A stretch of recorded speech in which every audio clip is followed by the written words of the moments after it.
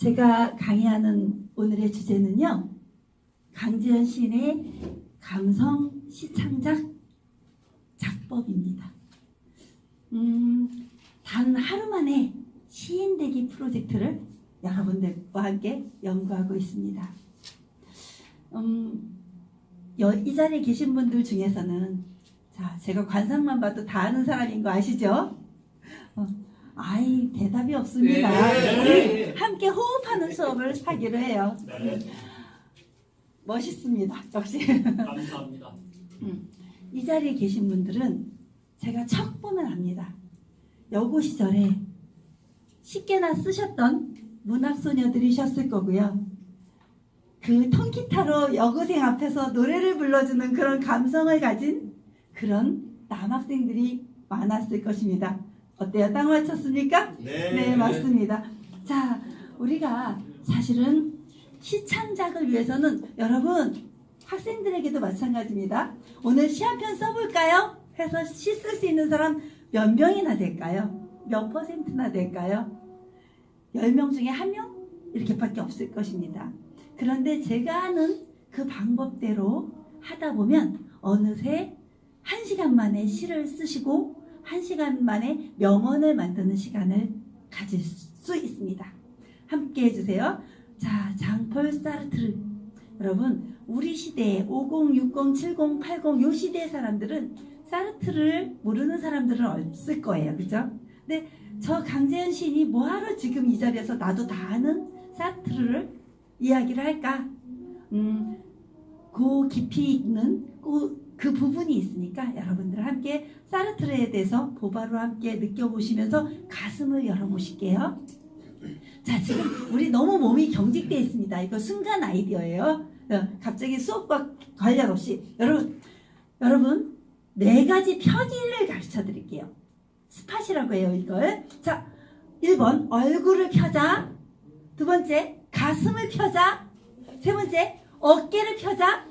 4번째 인생을 펴자 할 겁니다. 한번 같이 해볼게요. 우리 너무 경직된 얼굴로 수업을 하려고 하니까 쟤 뭐하니 이러면 우리 안 되잖아요. 그죠? 우리 얼굴 한번 펴볼게요. 이런 식으로 하는 거야. 얼굴을 펴자 하면 여러분들도 해주시는 거예요. 하나 둘 셋 넷. 얼굴을 펴자. 얼굴을 펴자. 가슴을 펴자. 가슴을 펴자. 어깨를 펴자.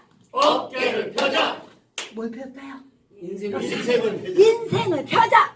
인생을 펴자. 근데 우리 지금 리듬은 타는데요, 진심이 안 담겨 있어요. 여러분들 이걸 하다 보면요 뭐가 생기냐면 에너지가 생깁니다. 한번 해볼게요. 다시 한번. 자, 거기서 인생을 펴자 한 다음에 어떻게 해야 되냐면 15초 웃기가 들어가야 됩니다. 근데 여러분 15초 웃기 쉬울 것 같습니까? 어렵습니다. 생각보다 어렵습니다. 그런데 우리 에너지는요, 가짜 웃음을 웃어도 얘가 기억해요. 얘는 진짜 행복하구나 이러고 행복이 나를 찾아오게 됩니다. 자, 제가 순서가 바뀌지 않게, 자, 얼굴을 펴자, 가슴을 펴자, 어깨를 펴자, 그 다음에 인생을 펴자. 4가지 꼭 기억해 주세요. 자, 하나 둘 셋 넷. 얼굴을 펴자, 가슴을 펴자, 어깨를 펴자, 인생을 펴자.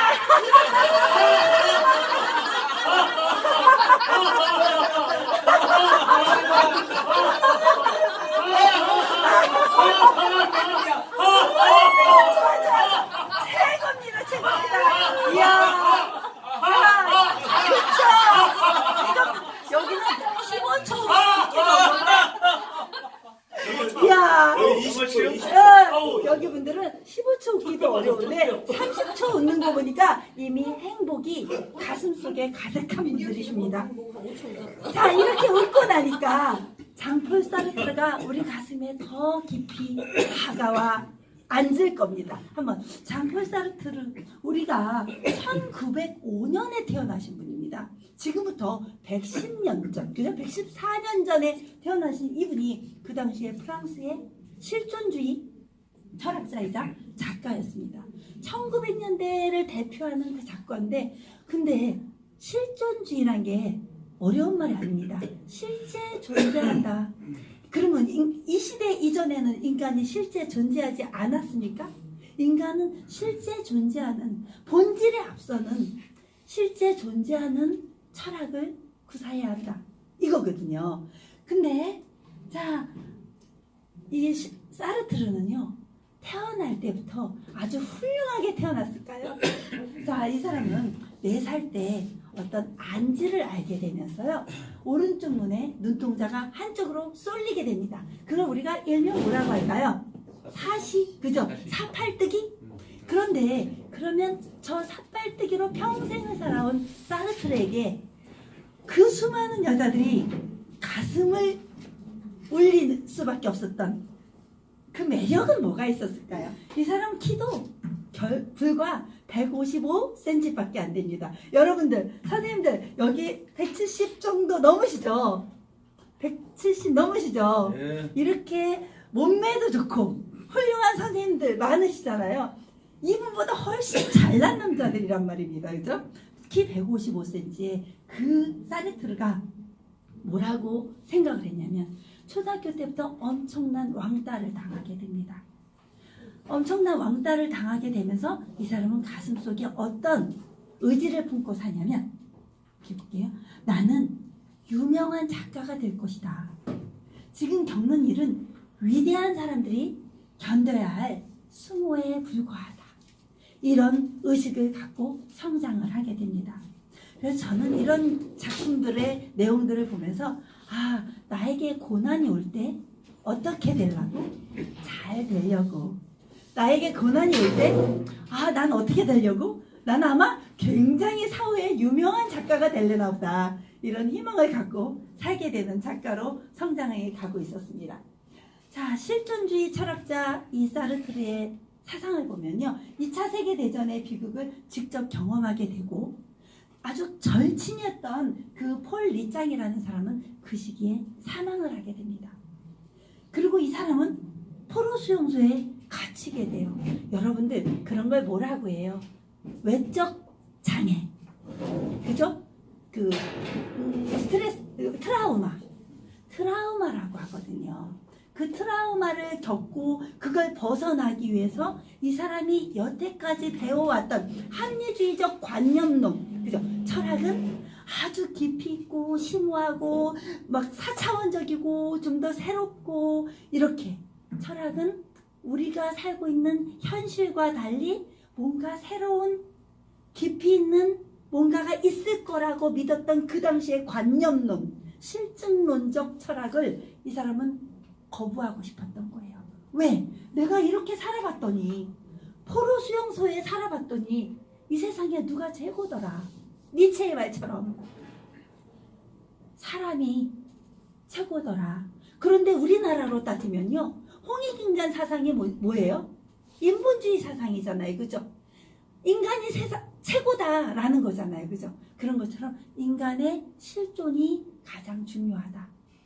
당신이 존재함으로써 철학이 있고 인생이 있고 우주가 있고 이 주변 모든 것이 다 존재한다 라고 말하고 싶었던 거예요. 그 실존주의 철학의 근간을 만들어줬던 사람이 바로 사르트르가 기본이었는데요. 서로 잔인하게 해치는 사람들을 2차 세계대전, 그걸 보게 됩니다. 그래서 인간은 합리적인 정신으로, 그게 뭐예요? 합리적 관념론이죠. 그것으로 인간은 모든 것을 지배해 나갈 수 있는 힘이 있다라고 믿었으나, 인간들이 살아가는 꼴상을 보니 전혀 아니더라는 거죠. 서로 못 잡아먹어서 안달이더라 이거죠. 그죠? 유태인의 학살을 갖게 된 것입니다. 그래서 사고의 중심을 이성이 아니에요. 합리적 이성주의가 아니었어요. 합리적일 거라고 믿었던 이성에 금이 간 거죠. 인간들의 꼴상을 본 거죠. 그때 인간의 본질, 인간의 욕망, 인간의 의지, 그 자체가 본질이 우선되어야 한다고 생각했던 게 이게 실제 존재하는 철학을 구가한 것입니다. 현실 존재로서의 인간의 삶을 생각한 그는 1964년에 굉장히 중요한 노벨 문학상이요. 누구나 타고 싶어 했던 그 노벨 문학상을 타게 되었는데 노벨 문학상을 거부하게 됩니다. 정말 멋있지 않습니까? 자, 우리는 무슨 상 하나 타기 위해서 많은 노력을 합니다. 그죠? 저도 작가가 되기 위해서 나는 조그만 문예지에 아니고 강남 아줌마들 10명 중에 돌 던지면 1명 된다는 그 돈 있으면 된다는 시인이 아니라 난 신춘문예 작가가 돼야지 라고 생각하면서 끊임없이 투고를 했었습니다. 그런데 그런 거 말고 이 사람은 정말 자기 앞에 노벨 문학상이 떡하니 와 있는데도 거부를 합니다. 그것도 어디 기자회견장에서 너무 멋있게 하는 것이 아니고 여기 한번 보세요. 보바르의 아파트 앞에서 이 기자의 대답에 응했을 뿐입니다. 나는 제도권을 타협하지 않을 것이야. 내 문학은 제도권에 소속돼서 활동하는 문학이 아니야. 그렇게 직접 얘기를 합니다. 이 기자 키 좀 보세요. 사르트르 이렇게 작죠? 작은 거인이었던 것입니다. 이렇게 작은 거인이 이런 단어를 얘기합니다. 한 번만 같이 읽어주세요. 하나, 둘, 셋, 넷. 인생은 비와 S 사이의 초이스다. 오케이. 자, 인생은 B와 D 사이의 C다. 벌스와 데드 사이의 초이스다. 우리는 끊임없이 선택의 기로에 놓이게 됩니다. 하다못해 아주 작은 거는 오늘 짜장면 먹을까 짬뽕 먹을까 고민해 보신 분 안 계십니까? 살아있음으로써 끊임없이 고민하고 새로운 선택을 해야 되는 순간에 오게 됩니다. 나 오늘 짜장면 먹을까? 짬뽕 먹을까? 그래서 요즘에 나온 게 짬짜면이 나왔습니다. 요즘 현대인들은 이 시대보다 훨씬 더 그러니까 머리가 좀 잘 도는 현대인들입니다. 자, 그런데 오늘은 나는 이 옷을 입고 나갈까? 노란색 옷을 입고 나갈까? 그래서 여자들은 또 이렇게 화장할까? 저렇게 화장할까? 엄청난 갈등 속에 사는데 그런 작은 갈등 말고도요. 나는 이 사업을 선택해서 성공을 할까? 저 사업에 선택할까? 난 학자가 될까? 사업가가 될까? 이 수많은 선택의 기로에서 인생은 B와 D 사이에 탄생하고 죽는 순간까지 끊임없이 인생은 선택의 기로에 놓이게 된다. 여러분들도 오늘 이 자리에 오기까지 나 오늘 남녀재는 가야 되는데 학교에 가야 되는데 학교에 가지 않고 오늘 멋진 데이트를 하러 갈까? 이런 생각해 보신 적 없으십니까? 이렇게 또 다른 선택을 위해서 이 자리에 배움을 선택해서 오셨습니다. 참 아름다운 길을 선택하셨다고 생각합니다. 근데 그럼에도 불구하고 우리는 긍정적인 마인드, 제가 조금 전에 웃음을 통해서 긍정적인 마인드를 찾으려고 했던 것처럼 이 긍정적인 마인드를 함께 찾아가는 그 시간을 마련하지 못하고 한쪽으로 꼬여있는 사람들은 저걸 배워서 뭐하나? 내가 사르트를 알아서 뭐하나? 보바르를 알아서 뭐하나? 이런 생각을 하시는 분들도 계십니다. 오늘 이 시간만큼은 가슴을 확 열고 함께 이 시간을 즐겨주십시오. 시몬느 드 보바르와의 사랑을 했던 사람입니다. 이 아름다운 사랑을 듣고 나면 시가 저절로 쓰여지실 것 같아서 이 아름다운 사랑을 이야기해드립니다. 이 두 사람은 첫 번째 사랑에 빠지게 됩니다. 그런데 결혼하자라고 보바르에게 말을 했어요. 첫 번에 승낙을 했을까요? 안 했어요. 싫어. 난 결혼 같은 건 안 할 거야. 그 당시에 1920년대 여성이었던 시몬느 드 보바르는 무슨 용가리 통뼈를 안고 태어났기에 그런 말을 했을까요? 그런데 그러면 조건이 있다. 우리 딱 2년만 살아보자. 자, 몇 년 산다고요? 2년만 살자. 계약 결혼을 했던 것입니다. 계약 결혼의 조건이 여러 가지가 있는데 여러 가지 있어요. 자유를 침해하지 말자. 뭐 이런 거예요. 그런데 그 중에 하나, 당신이나 나나 또 다른 사람을 만나 아름다운 사랑에 빠지면 그 사랑마저도 인정해주자. 깜짝 놀랄 만한 계약 결혼 아니에요? 여러분들 그거 가능하십니까? 말도 안 됩니까? 자, 2000년대에 사는 우리는 지금 말도 안 돼. 그러는데 1920, 30년대에 그 당시에 계약 결혼을 했던 이 사람들은 그런 결혼을 합니다. 딱 2년 계약 결혼을 했는데 2년 기간 지나고 나니까 보바르가 마음이 바뀌었습니다. 우리 계속하자. 그래서 계속하자. 자, 이 아름다운 여인의 눈빛 보입니까? 이 두 사람은 소르보느 대학에 그 철학과를 졸업해서 둘이 함께 수석과 차석으로 누가 1등 했을까요? 사르트르가 1등이었습니다. 자, 1등하고 이분이 2등을 하면서 소르보느 대학의 교수가 됩니다. 철학과 교수가 됩니다. 그래서 혹시 파리에 가본 적이 있으신가요?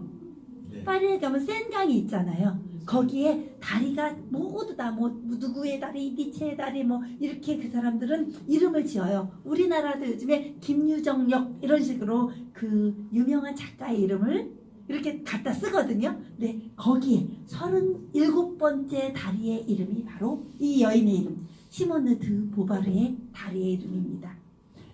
자, 그래서 계약 결혼을 할 때 서로 자유롭게 하자 이렇게 이야기를 했는데 사르트르와 몇 년을 동거하는지 아십니까 혹시? 51년.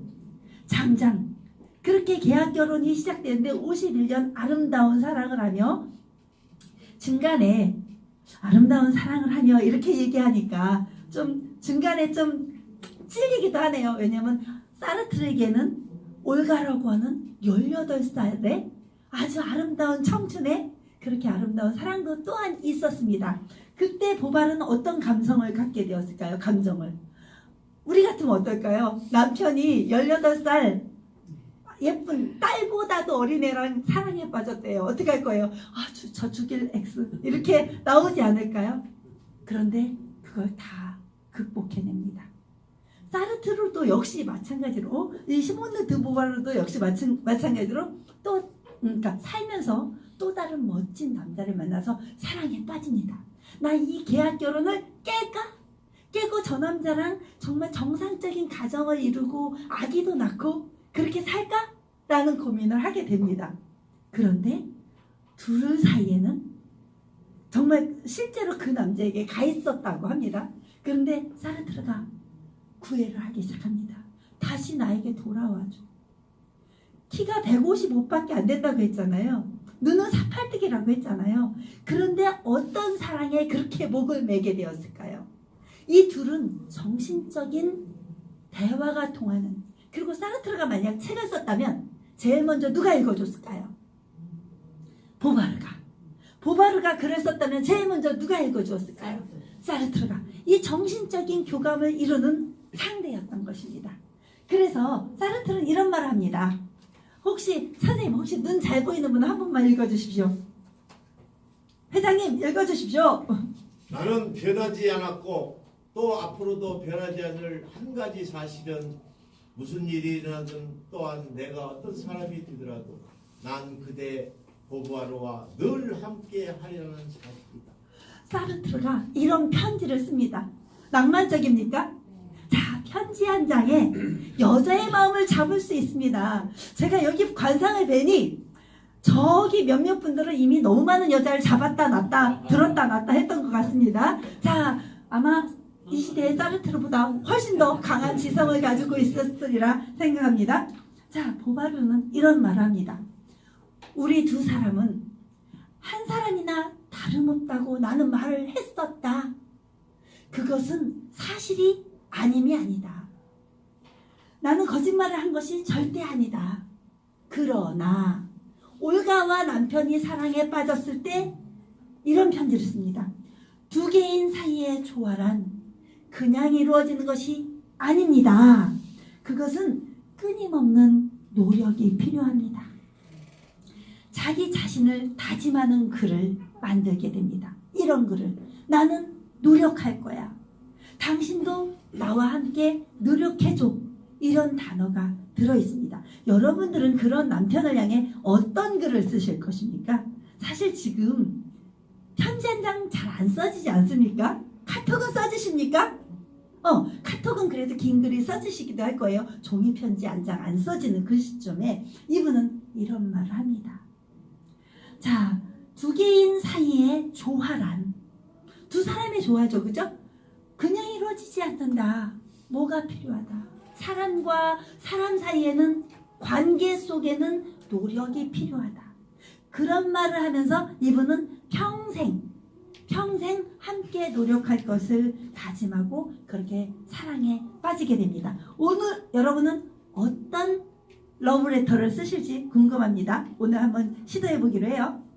자, 시몬느 드 보바르가 여러 가지 위기의 여자 뭐 그런 여러 가지 저서를 갖게 되는데 마지막에 쓴 책, 여태까지 모든 책을 다 사르트르에게 보여줬는데 이 책만큼은 다 검수받지 못했습니다. 왜 그랬을까요? 제목이 뭡니까? 이별의 의식입니다. 검수받지 못했던 이유가 사르트르가 마지막에 먼저 사망을 하게 됩니다. 나는 사르트르와 혼자만 있고 싶다고 말했다. 나는 모포를 걷고 그 곁에 누워있고 싶었던 것이다. 나는 모포에 누워서 그와 함께 누워있었다. 이게 이 책의 마지막입니다.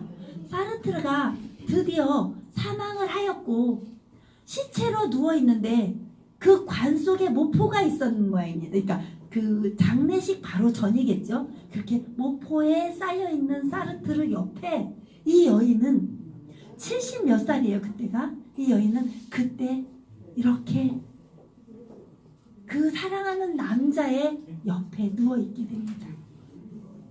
너무나 얼마나 사랑했는지 그 느낌 아시겠습니까? 여러분은 그렇게 죽도록 사랑해본 사람이 있다. 한번 손 들어봐 주십시오.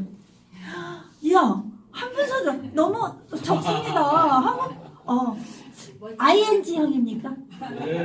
ING 형이라고 합니다. 이 가슴 떨리는 사랑. 자, 한 번만 다시. 분명히 있으실 겁니다. 그런데 손을 안 들었을 뿐일 것 같습니다. 한 번만 우리 눈 감아 주십시오.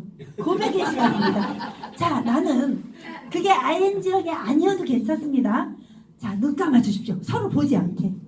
나는 정말 진심을 다해 한 남자를 또는 한 여자를 사랑해 본 적이 있다.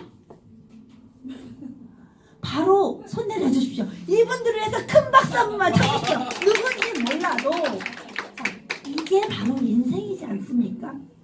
인생은 B와 D 사이의 C다. 우리는 그 한 사람을 선택했고 그 아름다운 사랑을 했고 그 아름다운 사랑 덕분에 우리의 인생은 풍요로워졌습니다. 그것이 과거가 됐든 현재가 됐든 미래가 다가오진 않았겠지만 아직 이제 오겠죠. 자, 그러면 눈 한 번만 더 감아 주십시오. 자, 나는 지금 이 나이에도 불구하고 이 나이 점수입니다. 지금 30대입니다. 모두 다. 자, 이 나이에도 불구하고 나에게 사랑이 온다면 나는 하늘의 뜻을 따르리라. 한번 손 들어봐 주십시오. 오, 아름답습니다. 자, 이 아름다운 사람들을 위해서 큰 박수 한 번만 쳐주십시오. 야, 눈을 뜨셔도 됩니다. 맞습니다. 제가 쓴 시 중에 내게 사랑이 오면, 사랑이 다시 오면, 나 하늘의 뜻을 따르리라. 뭐 이런 시가 있었습니다. 근데 말처럼 쉽진 않습니다. 그게 맨날 사랑을 찾아다닐 수는 없지 않습니까? 그죠? 자, 그런 시가 있었는데, 자, 시몬느 드 보바르의 그런 감각적인 사랑, 그죠? 평생을 함께했던 사르트르와의 사랑, 그 사랑이 하면서 이 여자는 페미니스트가 되어갑니다. 여자는 여자로 태어난 것이 아니다. 여자로 태어나 여자로 길들여진 것이다. 라는 이야기를 합니다. 자, 그때 우리나라 우리 나혜석이라는 화가를 혹시 아시는 분? 맞습니다. 나혜석이라는 화가가 그 당시에 1930년대 유럽으로 이민을 갑니다. 그러니까 남편과 함께, 체린이라는 남편과 함께 유럽으로 대사관의 이제 부인으로, 대사의 부인으로 가게 됩니다. 그때 가서 결혼하는 조건이 있었어요. 나는 전처의 자식과는 살지 않겠다. 그러니까 시부모님과 같이 살지 않겠다. 또 신혼여행을 갈 때는 전 애인이 있죠. 당신의 부인이었던 그 아이들의 엄마였던 또 그 사람의 묘지와 나의 전 애인이었던 그 사람의 묘지를 방문하자. 1930년대 이런 생각을 합니다. 그 다음에 그림을 계속 그리게 해달라. 이런 등등의 10가지를 쫙 일목요연하게 해서 최린에게 딱 전달을 합니다. 그래서 오케이.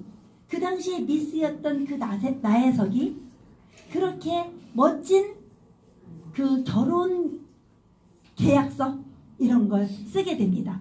어떨까요? 보바르의 그 계약서와 결혼 계약서와 이 나혜석의 결혼 계약서를 한번 보십시오. 굉장히 여성 성구적이지 않습니까? 그야말로 페미니스트적인 그런 사상을 가지고 있는데 우리는 사실 여러분들 여기 순진하게 앉아 계신 선생님들 아직도 이 말 좀 안 나오지 않습니까? 사랑하는 새로운 남자를 만났는데 우리 나 사랑하던 전 애인 그 묘지에 한번 가보자 라고 얘기할 수 있는 분 있습니까? 저는 용기가 안 날 것 같습니다. 사실 결혼의 조건이 그래서 나 당신 자식은 안 키울 거야 라고 얘기할 수 있습니까? 요즘은 좀 낮이기도 했는데 저라면 그것도 좀 어려울 것 같습니다. 그래서 그렇게 하는데 마지막에 나혜석은 또다시 이혼을 하게 되죠. 그래서 인생이 아주 풍비박산이 나도록 부모님의 호적에서 파내지도록 그렇게 처참한 한국의 선구자 여성이 한 분 있었습니다. 다음 강의 때는 또 나혜석의 인생을 가지고 제가 시창작 시간을 이끌어 드리겠습니다. 어때요? 지금까지 사르트르와 보바르의 이야기 아름다웠습니까? 네. 자, 우리 그들의 아름다운 사랑처럼 여러분들의 가슴에 지금 사랑이 몽글몽글 피어오른다라고 느끼면서 가보겠습니다. 자, 저는 시창작 강사입니다. 제가 시창작 강사가 되기까지 지금 신춘문예에 당선된 지 한 50년이 됐을 리가 없죠. 20몇 년, 이렇게 됐습니다. 그죠? 20몇 년? 아니구나. 30몇 년? 제가 내 나이를 잊고 있습니다. 자, 그렇게 얼마 됐는데, 그때까지 몇 편의 시를 썼을까요? 약 1500편의 시를 썼습니다. 그 중에 한 7권의 시집이 나왔으니까, 한 700편은 발표가 됐고 아직도 발표되지 않은 800편의 시집이 저에겐 남아 있습니다. 이순신 장군이 저에겐 아직 13척의 배가 남아 있습니다. 이렇게 얘기한 것처럼 저에게도 아직까지 800편의 시가 남아 있고 무궁무진하게 시를 써갈 것입니다. 제가 시인이 됐던 그 가장 큰 원천은 다독, 다작, 다상량이었습니다. 자, 중국의 신 구양수가 그렇게 얘기했던 그 다작, 다독, 다상량을 여러분들과 함께 하고 싶은데 여러분들 그럼 우리 종이책 열심히 과거에 읽으셨어요. 저기 문학소녀 눈에 보입니다. 이미 엄청나게 많은 책을 읽었을 거예요. 그런데 지금은 우리는 지식의 홍수시대에 놓여 있습니다. 우리 모두 이미 다 지식인입니다. 여러분보다 제가 똑똑해서 이 자리에서 그걸 얘기하는 게 아닙니다. 여러분들 인터넷 한 번만 뒤지면요. 별하별 정보가 다 나와 있어요. 이미 여러분들이 다 알고 계신 것입니다. 그런데 학습이란 게 뭐냐면요. 학은 배울 학자예요. 배웠어요. 인터넷에 배웠어요. 알아요. 그렇지만 그것이 습관되고 길들여지지 않으면 써먹을 수 있을까요? 없을까요? 없습니다. 자, 발레리나가 열심히 발레를 합니다. 나 그거 배웠어요. 한 번 배웠는데 과연 내가 발레를 할 수 있을까요? 그거랑 똑같습니다. 그러니까 오늘 이 1시간 만에 시인 되기 그 수업을 통해 여러분들은 그 학을 배워서 습을 하시는 겁니다. 그래서 뭐가 된다고요? 학습. 자, 그래서 안다고 덮어두지 마시고요. 끊임없이 이렇게 다독, 다작, 다상량을 하면서 우리가 함께 수업을 해가기로 해요. 20년 전에 제가 썼던 원고지 묶음 한 몇 권 돼 보이죠? 20년 전에 묶었던 손으로 썼던 원고지 묶음들이 저렇게 많이 있던 것을 얼마 전에 이사를 하면서 찾아내게 되었습니다. 얼마 전에 이사하면서 그걸 찾아내었는데요. 원고지 묶음들을 펼쳐 보았더니 이런 글씨가 써 있었습니다. 문학소녀답습니까? 네. 이렇게 그림도 그려가면서 제가 사랑하는 자는 지극히 아름다우며 귀한 자이오니 그가 가는 길에 저로 하여 덫이 않게 하옵소서. 무슨 지가 성녀 마리아야? 자, 네, 이런 글을 20대에 쓰고 있었더라고요. 이런 글을 써서 그런지 저는 맨날 남이 덫이 되지 않기 위해서 맨날 난 숨어 있어야 돼. 나는 그래 당신의 아름다운 길에 뭐 들여밟고 가시옵소서 이러고 있었던 거예요. 욕 한 번만 하겠습니다. 이런 제기를. 그죠? 이러면 됩니까 안 됩니까?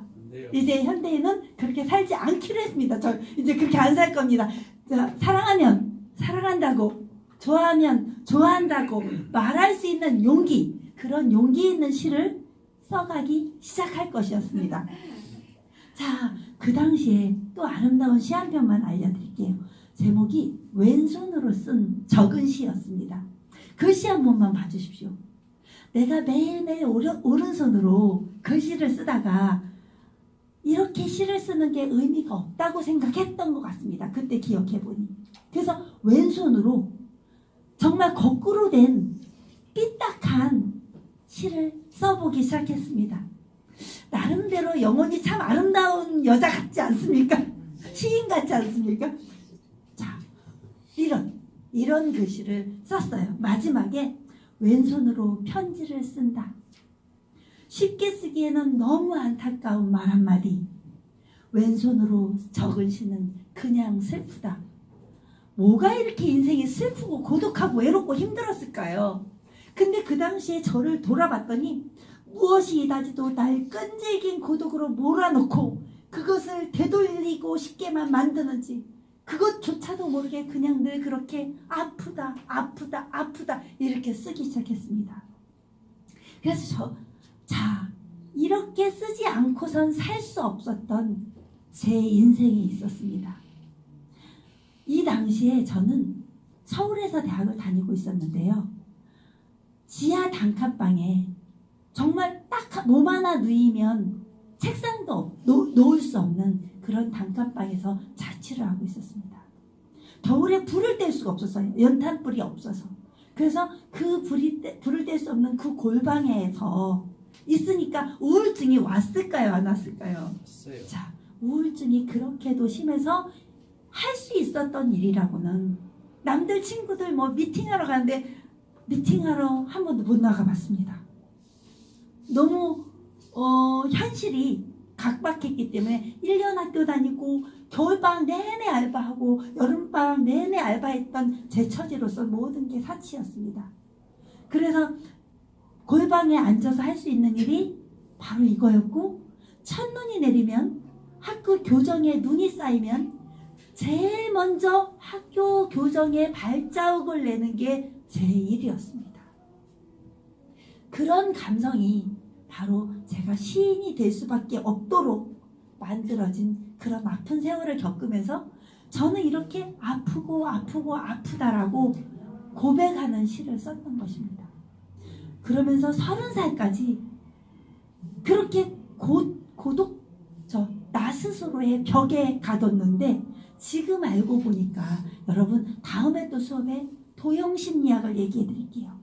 그 도형심리학을 보면요, 이 네모칸 한 번만 봐주십시오. 네모칸에 철저히 나를 무슨 관 속에 가다 놓는 심리처럼 이렇게 갇혀있던 것입니다. 그래서 30살 어느 날에 나 이렇게 사는 게 인생이 너무 힘들어, 나 자살하고 싶어, 이런 생각을 하게 됩니다. 그래서 아무도 없는 그 지하 단칸방에서 혼자 수면제를 모아서, 너무 황당한데 이런 고백해도 됩니까? 수면제를 수십 알을 막 털어놓고 그 다음날 친구가 찾아왔을 때나 내가 발견돼서 병원에 실려가서 깨어나서 위세척 다 하고, 그래서 그렇게 해서 깨어나서 지금까지 살아가고 있습니다. 다 죽어가던 제가 지금 우량하로 살고 있지 않습니까? 참 잘 살고 있다. 그죠? 지금은. 그래서 지금 여러분들이 어떤 고통이 있어도, 어떤 외로움이 있어도, 어떤 고난이 있어도 사람이기 때문에 가장 먼저 실존주의 철학, 우리가 존재해야만 우주가 존재합니다. 내가 있어야만 글을 쓸 수 있습니다. 내가 있어야만 행복이 있고, 내가 있어야만 여러분을 만날 수 있습니다. 그래서 지금은 저는 살아있다는 것 하나만으로도 다 행복한 마음으로 살고 있습니다. 누군가 내 뒤통수를 퍽 하고 치면요, 그래, 살아있어줘서 고맙다 라고 말할 자신이 생겨 있습니다. 지금은 어느 누구도 원망하는 마음이 안 생깁니다. 지금은 그냥 그 사람의 존재 하나가 너무나 귀합니다. 그 사람의 눈빛 하나가 너무나 귀하고